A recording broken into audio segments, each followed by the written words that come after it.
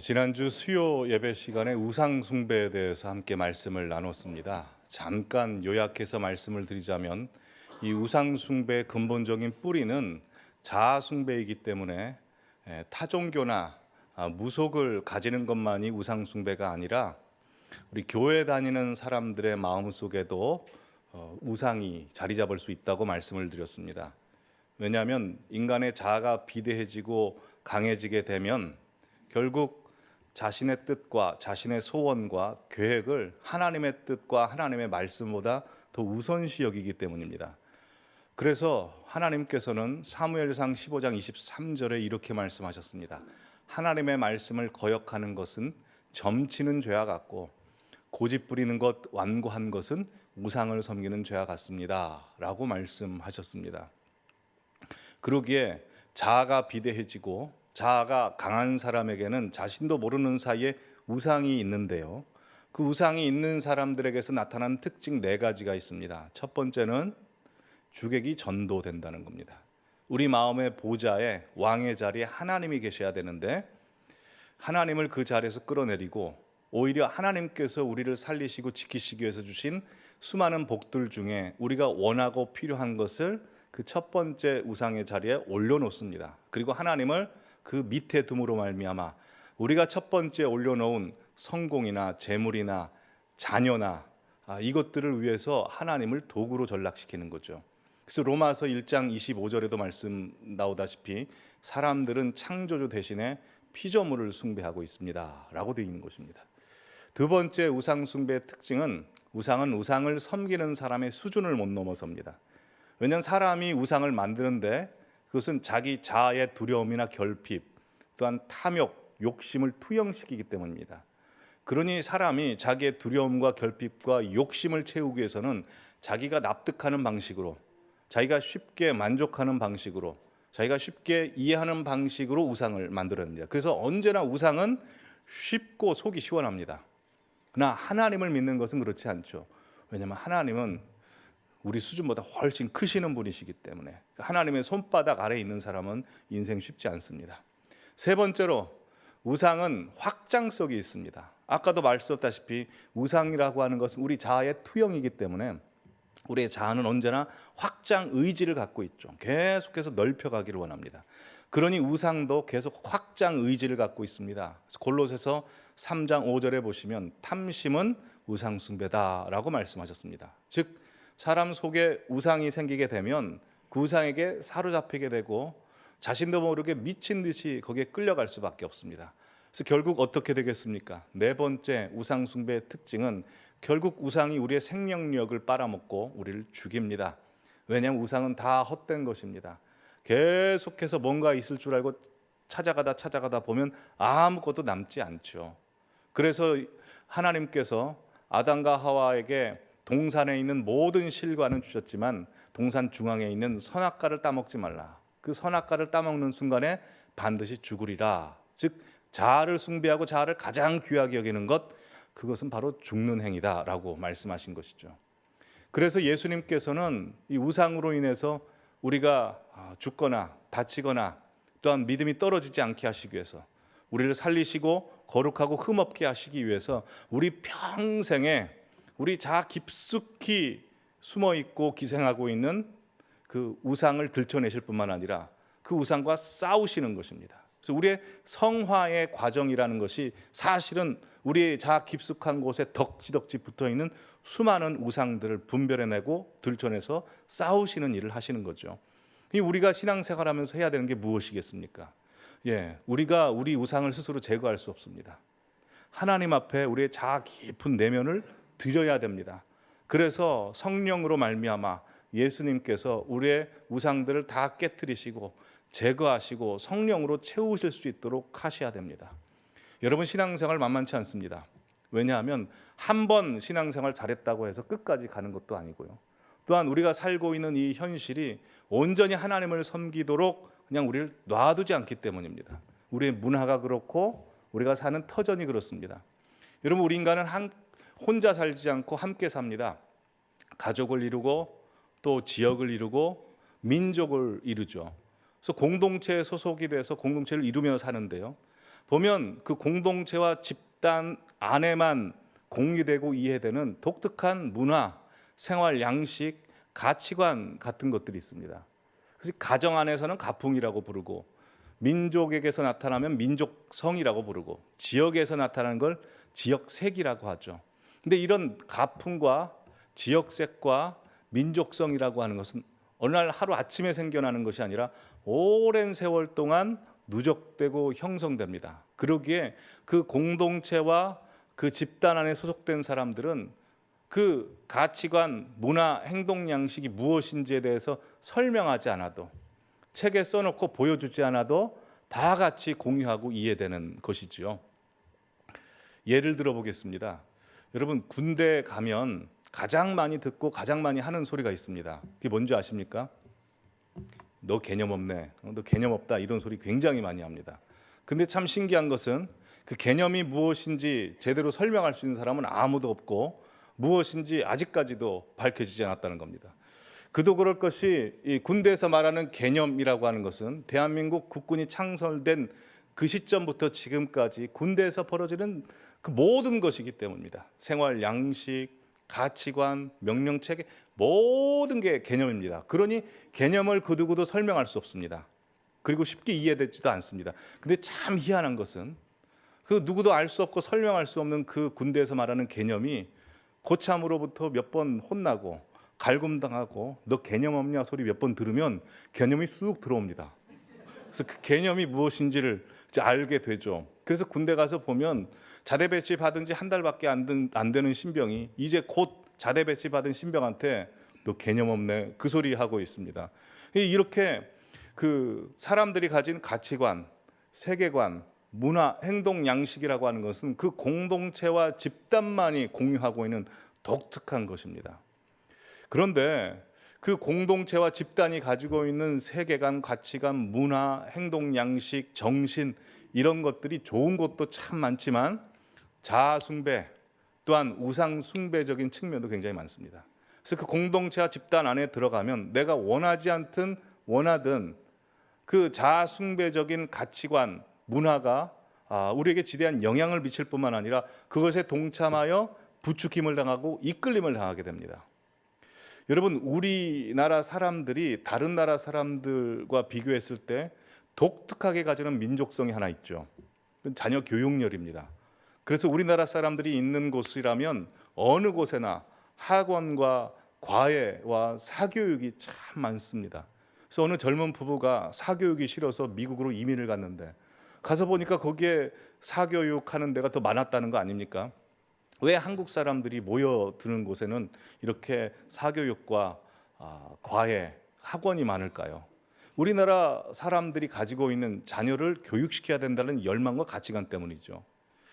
물론 우리나라 사람들이 가지고 있는 자녀 교육에 대한 열망, 그래서 학원을 만들고 사교육하는 게 무조건 나쁘다고 말씀드릴 수 없습니다. 그러나 사단이 그 부분을 노립니다. 그 부분을 우리의 자아의 결핍과 두려움과 탐욕과 결탁시키면 그것이 하나의 문화를 만들어냅니다.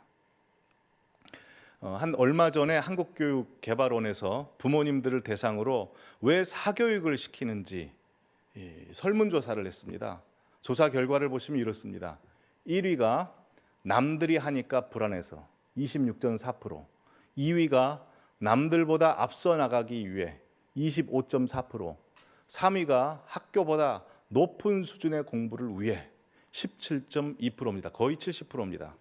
이 70%의 결과를 통해서 우리는 부모들이 왜 자녀를 사교육을 시키는지 숨은 동기를 알 수 있습니다. 그 숨은 동기가 무엇입니까?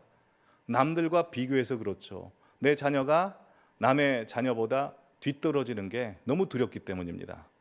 그래서 자녀의 학업에 대한 꿈이나 학문을 알아가는 기쁨이나 비전을 위해서 학원을 보내고 사교육을 시키는 것이 아니라 결국 자녀를 향한 부모의 두려움, 공포, 불안, 조급함 때문에 사교육을 만들어냈다는 거죠. 한번 생각해 보시죠. 부모 한 사람의 자녀를 향한 두려움, 불안, 공포가 하나하나 모이면 어떻게 되겠습니까? 문화를 만들어냅니다. 무슨 문화요? 경쟁 문화를 만들어내게 되죠. 즉 각자 도생하게 되고 남보다 더 뛰어나야 되니 서로가 서로를 죽이는 일이 발생하게 되는 것이죠. 여러분, 왜 전 세계 핵무기가 이렇게 많아지게 됐습니까? 소련, 러시아 입장에서는 미국보다 더 많아야 되기 때문입니다. 파키스탄 입장에서는 인도보다 더 많아야 되기 때문에 서로 경쟁하다 보니 핵무기가 많아져서 어느 곳 하나의 핵무기가 터져버리면 전 세계가 다 망해버리는, 그게 문화로 형성이 돼버리는 거죠. 교육도 마찬가지입니다. 자녀를 잘 교육시키는 것 정말 소중합니다. 그러나 자녀를 교육시키는데 우리 자아의 두려움과 공포와 불안과 조급함이 섞여 나와버리면 그것이 사람을 죽이는 문화가 형성이 됩니다. 그래서 부모들은 모이면 항상 자녀 대학 이야기하고 학원 어디 보내냐 이야기하고, 그러다 보면 그래도 하나님의 뜻대로 교육을 시키고 있는 사람 입장에서 내 자녀도 저렇게 사교육을 시켜야 되는 건 아닌가 하는 두려움이 생기게 되죠. 그리고 자녀를 마구마구 공부에 달란트가 하나도 없는 애들을 학원으로 몰아넣기 시작합니다. 그리고 이것은 하나님을 섬기는 일에 있어서 충돌이 되면 내 자아 깊은 속에 하나님이 첫 번째인지 아니면 자녀 대학이 첫 번째인지 드러납니다. 우리 교회 중고등부 평균 숫자가 한 35명에서 40명 정도 됩니다. 그런데 아이들 시험이 있을 때는 15명으로 줄어듭니다. 근데 더 심각한 것은 그것에 대해서 아무도 이상하게 생각하지 않는다는 것이죠. 아이들이 고3이 되면 특별히 우리 강남 지역 교회들 성도님들 보면 자녀가 교회 나오는 것을 더 이상하게 생각합니다. 고3이 되면 교회를 끊고 잠시 이제 학업에 집중을 해야죠. 그걸 다 그렇게 생각을 합니다. 그런데 여러분, 하나님 앞에서 우리의 깊은 그 생각이 하나님이 첫 번째입니까? 아니면 자녀 대학이 첫 번째입니까? 하나님을 섬기고 있는 것입니까? 아니면 자녀를 대학을 위해서 하나님을 도구로 사용하고 있는가요? 이런 것들이 말하자면 우리가 밟고 있는 땅, 터전의 문화고 시스템입니다. 이게 자녀 교육뿐만입니까? 아니죠. 돈도 그렇죠. 부동산도 그렇고 주식도 그렇고 사회 곳곳에 이런 문화가 있습니다. 그러니 우리는 이런 문화 속에 살면서 이런 그 우상숭배적, 자아숭배적 가치관을 숨을 들이키고 있고 밥을 먹고 있고 그 대화 나누면서 생각하고 있고, 나도 모르는 사이에 이런 우상이 우리의 자아 깊은 속에 덕지덕지 붙어 있어서 우리의 두려움과 공포와 우리의 조급함과 결탁되어 폭발하게 되는 것이지요. 그래서 오늘 설교 제목이 이렇습니다. 우상숭배의 터전에서 살고 있는 그리스도인. 우상숭배의 터전에서 살고 있는 그리스도인. 다른 사람 이야기가 아니고 우리 한 사람 한 사람의 이야기입니다. 근데 오늘 본문 보시면 우리처럼 우상숭배의 터전에서 살고 있으면서 영적으로 고통당하는 한 사람의 이야기가 등장합니다. 바로 아브라함의 조카 롯입니다. 아브라함의 조카 롯은 아브라함이 갈대아 우르에 있을 때 하나님으로부터 너는 본토 친척 아비집을 떠나 내가 내게 지시할 땅으로 가라 라고 말씀하셔서 아브라함이 가나안 땅을 향해서 갔을 때 함께 갔던 사람입니다. 아브라함이 그 아비 데라와 함께 티그리스강 유프라테스 강에서 잠시 행로를 멈추는데 그곳에 갔을 때도 이 롯은 함께 했었고요. 그리고 아버지 데라가 죽자 다시 가나안 땅으로 오게 되는데 가나안 땅에 들어갔을 때도 함께 했고요. 믿음이 없었던 아브라함이 가나안 땅에 기근이 오자 애굽 땅으로 피신을 가는데 그때도 조카 롯은 함께 했었고, 그곳에서 아브라함이 사라를 누이라고 속여서 자신을 보호하려고 했지만 오히려 하나님께서 애굽 왕 바로에게 나타나셔서 너 사라 건들면 죽는다라고 협박하시고, 또한 아브라함으로 하여금 오히려 애굽에서 수많은 재물과 가축을 얻게 하셔서 다시 가나안 땅으로 돌아오게 하실 때도 이 조카 롯은 함께 했습니다. 그러니 아브라함의 조카 롯은 저 갈대아우르 또한 티그리스강 유프라테스 강에 있는 메소포타미아 문화도 경험을 했고, 또한 가나안 땅에 들어와서 유목 생활하는 가나안의 문화도 경험을 했고, 또한 애굽에 들어가 왕정 체제를 이루고 있고 화려한 문화를 이루고 있었던 애굽의 문화도 다 경험을 했습니다. 그리고 오늘 본문 보시면 애굽에서 돌아온 이 아브라함과 조카 롯에게 하나님께서 큰 은혜를 주셔서 그들에게 가축이 많아졌습니다. 그래서 창세기 13장 6절에 보시면 그 땅의 풀이 한정적이기 때문에 둘이 동거할 수 없게 됩니다. 그래서 아브라함이 8절에 보시면 조카 롯에게 우리는 한 친족이다. 그러니 우리가 서로 싸워서는 안 된다라고 해서 9절 말씀 보시면 네가 먼저 선택해라. 네가 좌하면 내가 우하고 네가 우하면 나는 좌하리라 라고 제안을 하죠. 그래서 10절 말씀부터 보시면 조카 롯이 땅을 선택하는데 요단 지역을 봅니다. 봤더니 온 땅에 물이 넉넉한데 그 땅이 마치 여호와의 동산, 즉 에덴 동산 같이 느껴졌고 애굽 땅 같이 느껴졌답니다. 롯은 에덴 동산 경험 못했습니다. 근데 그는 왜 에덴 동산 같았다고 했을까요? 애굽 땅은 경험해봤습니다. 애굽 문화를 보고 이 롯은 야, 여기가 천국이구나, 에덴 동산이구나 라는 걸 느꼈다는 겁니다. 그래서 11절에 롯은 요단의 온 지역을 택해서 그쪽으로 갑니다. 그런데 요단 지역에만 머무는 게 아닙니다. 그는 12절 하반절 보시면 롯은 그 지역의 도시들에 머물며 그래서 가만히 있지 않고 그 장막을 옮겨 소돔까지 이르렀더라 라고 되어 있습니다. 즉 그 애굽의 문화를 닮은 소돔의 문화에 쏙 빠져서 소돔 쪽으로 점점점, 즉 우상 숭배 문화로 점점점 갑니다. 그래서 13절에 보시면 소돔 사람들은 여호와 앞에 악하며 큰 죄인이었더라라고 되어 있습니다. 여러분, 우상 자아 숭배적인 문화는 우리에게 이렇게 들어옵니다. 예를 들어 보겠습니다. 여러분, 동성애는 하나님께서 금지하신 것입니다. 동성애라고 하는 것이 우리에게 들어올 때 그냥 법안으로 처음에 탁 통과돼 가지고 동성애가 시작되는 게 아닙니다. 동성애는 처음 어떻게 오냐면 드라마나 영화나 노래 가사나 이런 것들로 우리의 경계심과 거부감을 허물어뜨립니다. 그리고 친숙하고 익숙하게 받아들이게 하죠. 여러분, 20년 전만 해도요, 대학생들 동거하면 손가락질 받았습니다. 그렇죠. 근데 지금은 그렇지 않습니다. 왜냐하면 20년 전에 그 동거 커플 드라마가 하나 히트를 칩니다. 그때부터 사람들이 대학가에서 동거하기 시작했습니다. 요즘 드라마나 영화 또한 매스미디어 유튜브에 나오는 영상들 보면 꼭 두 가지 코드가 섞여 나옵니다. 첫 번째는 동성애 코드이고요, 두 번째는 무속이 섞여 나옵니다.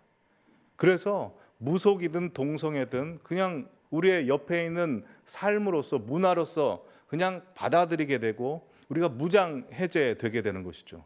외국에서 나오는 영화들도 마찬가지입니다. 기독교가 서양에 들어왔을 때 고대 종교는 그때 다 사라졌습니다. 근데 요즘 나오는 히어로 영화나 서양의 드라마들 보면 고대 종교로부터 착안한 내러티브를 사용해서 문화를 만들게 되죠.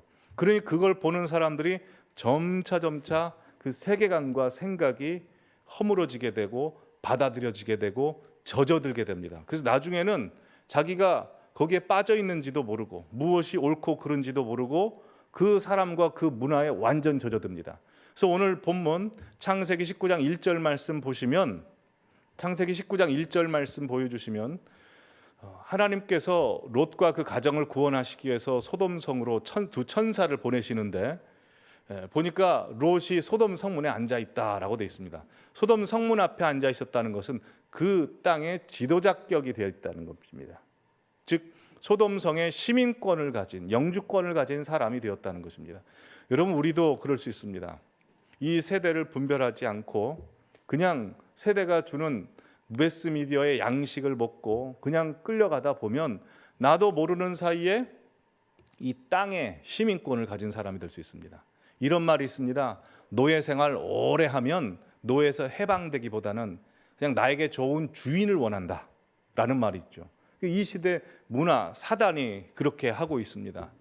근데 우리가 기억해야 될 것은 하나님께서는 우상 숭배에 빠져 있는 하나님의 백성들을 가만 놔두시지 않는다는 것입니다. 뿐만 아니라 우상 숭배에 물들어 있는 이 세상을 가만 놔두시지 않습니다. 심판하시고 남은 자를 구원하십니다. 그래서 하나님께서는 롯과 그의 가정을 구원하시기 위해서 두 천사들을 보내시죠. 그래서 두 천사가 롯의 가정에게, 롯에게 그 땅에서 빨리 나와야 된다, 하나님이 심판하신다, 심판의 메시지를 선포합니다. 그런데 14절 말씀 우리 다 함께 읽어보실까요? 롯이 나가서 그 딸들과 결혼할 사위들에게 말하여 이르기를 여호와께서 이 성을 멸하실 터이니 너희는 일어나 이곳에서 떠나라 하되 그 사위들은 농담으로 여겼더라. 예. 얼마나 롯이 영적으로 무뎌 있고 또한 영적인 이야기를 가족들과 나눌 수 없었으면 사위들이 장인의 말을 듣고 어설프게 여깁니다. 농담으로 여겨버리는 것이죠. 뿐만 아니라 롯도 굉장히 문제입니다. 오늘 보면 15절 보여주시면 동틀 때 천사가 롯을 재촉합니다. 무뎌 있으니까. 그래서 빨리 네 아내와 두 딸을 이끌어내야 된다. 곧 멸망한다 라고 해서 그를 이끌어내려고 하는데 16절에 그러나 롯은 지체합니다.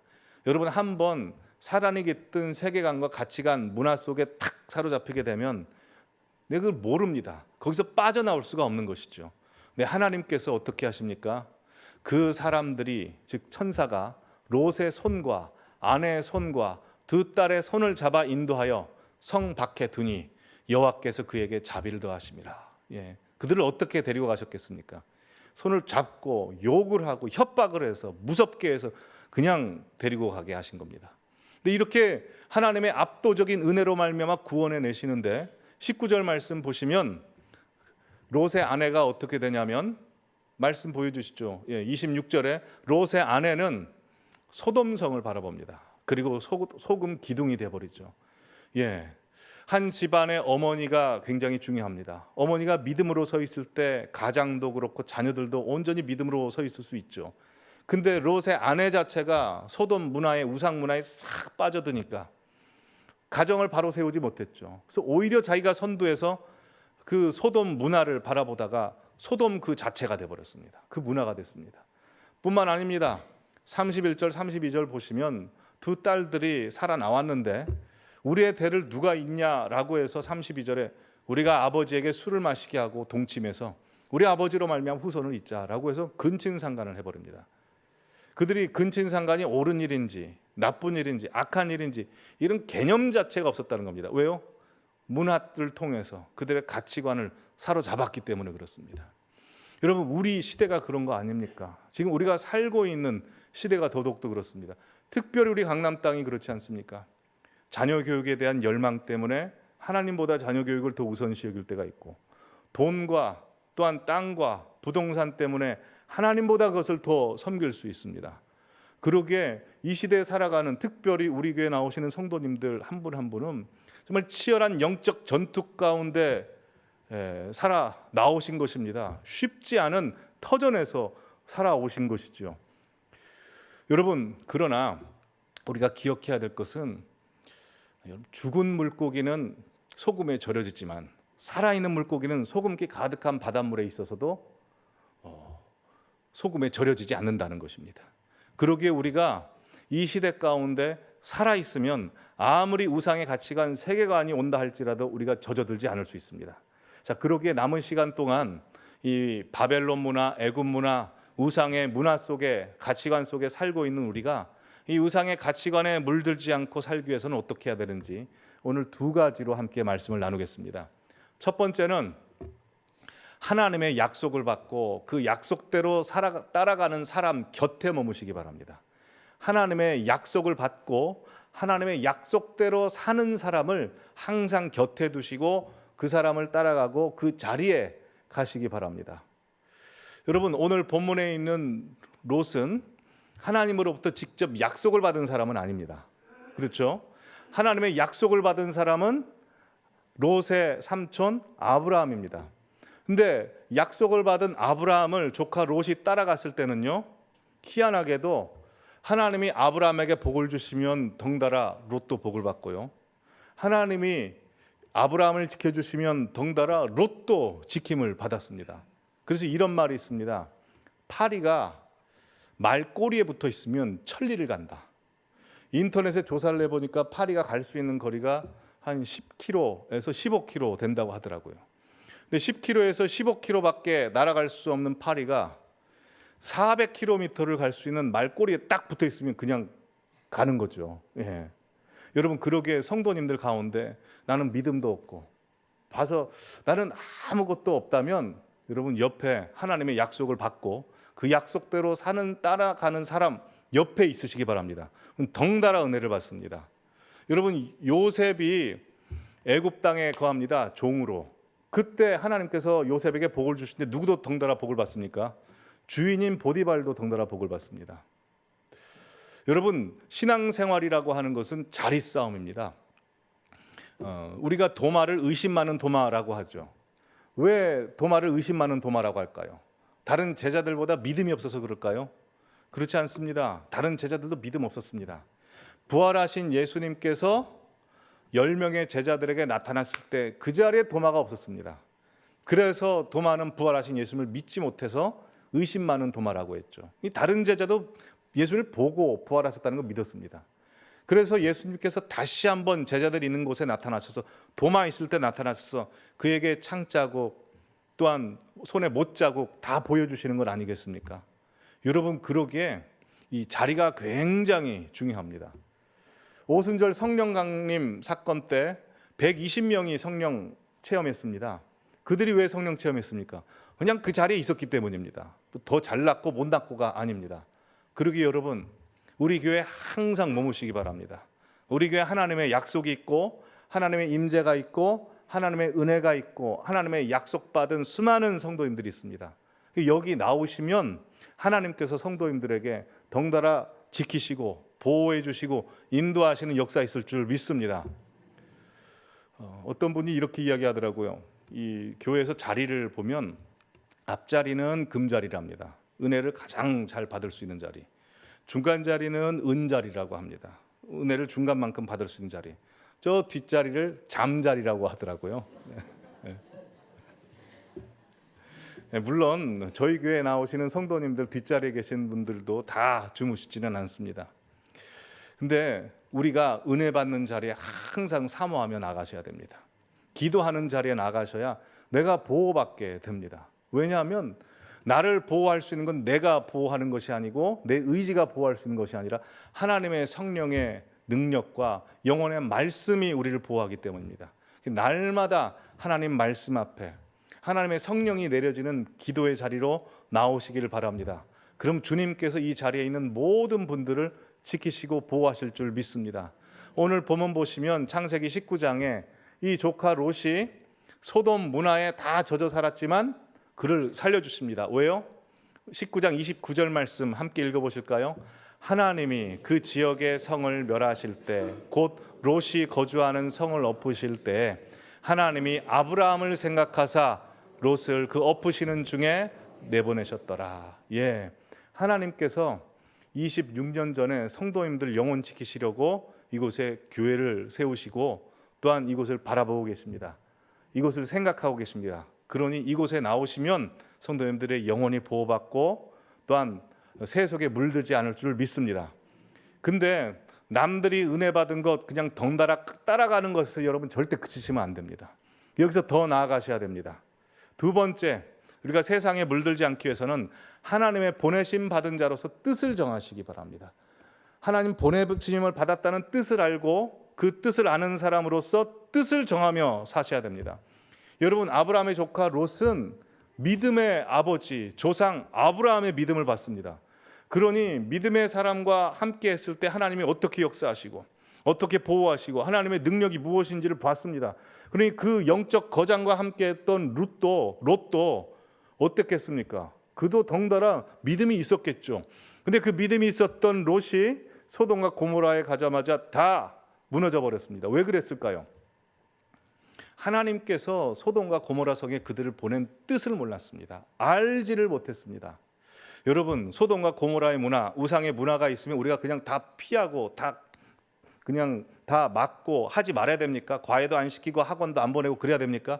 그렇지 않습니다. 여러분, 하나님께서 우리를 보내신 뜻을 아셔야 됩니다. 자, 그렇다면 하나님께서 롯을 그 땅 가운데 보내신 뜻이 무엇일까요? 여러분, 하나님께서 소돔과 고모라 성을 멸망시키셨죠. 왜 심판하셨을까요? 소돔과 고모라 성이 타락해서요. 사실 타락한 걸로 치자면 가나안도 그렇고 저 애굽 땅도 그렇고 메소포타미아 문명도 다 타락했습니다. 근데 왜 소돔과 고모라 성을 멸망시키셨을까요? 창세기 19장 앞에 18장 보시면 하나님께서 먼저 아브라함에게 가셔서 이 성을 멸망시킬 거다라는 하나님의 뜻을 알려주십니다. 그때 아브라함이 하나님을 붙잡고 하나님이 원하시는 중보기도 합니다. 그 땅에 의인 50명 해서 몇 명까지 내려갑니까? 의인 10명까지 내려갑니다. 의인 10명만 있으면 그 땅을 살리시겠다, 심판하지 않으시겠다라고 말씀하신 거죠. 모든 것을 아신 하나님께서는 롯을 왜 그 땅 가운데 보내셨을까요? 의인 10명 만들으라고 합니다. 그러면 그 뜻을 알면 롯이 가서 의인 10명을 만들면 됩니다. 계산해 봅시다. 의인 10명 어떻게 만들까요? 일단 롯, 두 번째 롯의 아내 의인 만들면 되고요. 그다음 롯의 두 딸, 그리고 두 딸이 결혼했지 않았습니까? 사위 2명, 그럼 6명, 4명 남네요. 4명 어떻게 의인 만들까요? 예, 2명 애들을 낳으면 되고, 아니면 양가 사돈 어르신 2분 다 전도하고 의인 만들면 10명 딱 채워집니다. 그 땅은 심판 당하지 않는 것이죠. 그런데 롯은 하나님의 뜻을 몰랐고 그래서 뜻을 결정하지 못했다는 겁니다. 오늘 이 시간 이 자리에 계신 성도님도 마찬가지입니다. 사실 우리 교회가 있는 이 강남 땅은 우리나라에서 말하자면 가장 사람들의 야심과 욕망과 우상 숭배 모든 것이 결집된 곳 아닙니까? 두려움과 결핍과 탐욕으로 인해서 자녀 교육을 시키고 돈을 우상시 여기고 하는 사람들과 그런 문화 시스템 안에 있습니다. 근데 하나님께서 왜 성도님들을 이곳에 보내셨을까요? 롯처럼 살라고요? 아니죠. 하나님께서 성도님들 한 분 한 분 보내주신 목적이 있습니다. 이 땅을 구원하라고. 이 땅 속에서 피하면서 살라고 하는 것이 아니라 하나님의 구원받은 백성으로서 뜻을 알고 뜻을 품으며 살라는 것입니다. 근데 오늘 본문의 롯은 그 뜻을 알지 못했고 뜻을 정하지 못했습니다. 그러나 성경 인물 중에 하나님의 보내신 그 뜻을 알고 뜻을 정하며 살았던 사람이 있습니다. 바로 다니엘이죠. 다니엘은 유다가 멸망했을 때 포로로 끌려갑니다. 그때 다니엘 1장 말씀 보여주시면 갈대아 사람들이 흠없고 아름답고 지혜로운 사람, 가문 좋은 유대인들, 청소년들을 몇몇 뽑습니다. 왜냐하면 그 청소년들을 잘 길러서 식민지를 지배하기 위해서입니다. 그래서 4절 마지막 절 보시면 갈대아 사람, 즉 바벨론 사람의 학문과 언어를 가르치게 합니다. 또한 5절에 보시면 왕의 음식과 포도주를 다 줍니다. 그래서 몇 년을 기릅니까? 3년 동안에 바벨론 사람이 원하는 모습으로 만드는 겁니다. 그래서 가장 먼저 했던 것이 뭐냐면 6절에 다니엘과 하나냐와 미사엘과 아사라 유대인 뽑아서 그들의 이름을 7절에 창시 개명합니다. 그래서 보여주시면 다니엘은 원래 이름이 하나님은 재판장이시다인데 그 이름을 벨드사살, 베리어 그의 생명을 보호하소서로 바꿔버립니다. 하나냐는 여호와는 은혜로우시다인데 사드락 달의 신의 명령이란 이름으로 바꾸고, 미사엘은 하나님과 같은 자 누구인가 라는 뜻을 가지는데 달의 신과 같은 자 누구인가로 바꾸고, 아사라는 여호와께서 도우신다 뜻인데 아벳느고 느보의 신의 종이다 라는 것으로 바꿔버립니다. 그러기에 바벨론 문화에 완전 동화되고 우상숭배 섬기는 사람으로 될 수 있었습니다. 그런데 그때 다니엘과 세 친구가 뭘 합니까? 8절 말씀 보여주시면 다니엘의 뜻을 정합니다. 그래서 왕의 음식과 그가 마시는 포도주로 자기를 더럽히지 않게 합니다. 이 뜻은 무엇이었을까요? 여러분, 다니엘은요 바벨론 문화 속에서 모든 걸 거부하지 않았습니다. 받아들여서 해야 될 것과 거부해야 될 것이 무엇인지를 알게 됩니다. 즉 받아들이는 것은 무엇입니까? 겉으로 보여지는 언어, 학문 이런 건 다 받아들입니다. 그러나 내 속에 채우는 바벨론의 정신, 우상의 문화 이건 거부하기로 하는 겁니다. 성도님도 마찬가지입니다. 뜻을 정하셔야 됩니다. 내가 하나님 믿는 백성으로서 자녀를 교육할 때 학원은 보내지만 주일 성수는 반드시 지키리라. 내가 사업을 할 때도 일을 할 때도 다른 건 다 해도 주일 성수만큼 할 것이다. 하나님 말씀대로 불법을 행하지 않겠다라는 뜻을 정하시는 겁니다. 뿐만 아니라 그 뜻을 이루기 위해서 다니엘서 6장 10절에 있다시피 다니엘이 하루에 3번 올라가 기도했던 것처럼 기도와 말씀하기로, 말씀을 보기로 뜻을 정하시는 겁니다. 그러면 누가 우리를 지켜줍니까? 하나님이 지켜주십니다. 자, 그래서 9절 말씀 보여주시면 함께 읽어보실까요? 하나님이 다니엘로 하여금 환관장에게 은혜와 긍휼을 얻게 하시니라. 17절 말씀도 읽겠습니다. 하나님이 이 네 소년에게 학문을 주시고 모든 서적을 깨닫게 하시고 지혜를 주셨으니 다니엘은 또 모든 환상과 꿈을 깨달아 알더라. 하나님께서 그들에게 은혜만 주시는 것이 아니고 학문도 주시고 일도 잘하게 하시고 인정받게 하시고 그렇게 세워주시는 것입니다. 여러분, 하나님께서 이 땅 가운데 보내신 특별한 목적이 있고 성도님들 한 분 한 분을 우리 교회에 오게 하신 하나님의 섭리가 있습니다. 그것은 단지 구원받기 위함이 아닙니다. 이 땅 가운데 다니엘과 같은 가정으로 만들어서 수많은 사람들이 우상 숭배 문화와 가치관에 찌들어 죽어가고 있을 때 그 속에서 하나님의 기치를 높이 올리라고 하는 겁니다. 여러분, 오늘 본문에 다니엘과 다니엘 세 친구만 뜻을 정했을까요? 아니요. 수많은 유대인들이 보는 겁니다.